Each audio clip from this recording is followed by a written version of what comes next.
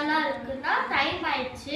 இப்போ வந்து தண்ணி இருக்கு, அப்புறம் வந்து நோம்பு தண்ணி இருக்கு, ரோஸ் மில்க் இருக்கு, நன்னாரி சர்பத் இருக்கு, கோவா இருக்கு, டேட்ஸ் இருக்கு, அப்புறம் பப்ஸ் இருக்கு. அவங்க முதல்ல வந்து துவா சொல்லுங்க.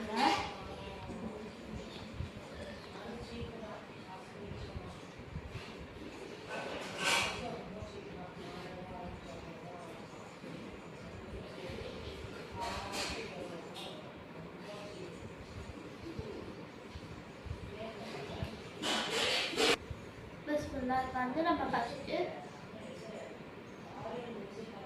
டேட் சாப்பிட்டுக்கலாம்.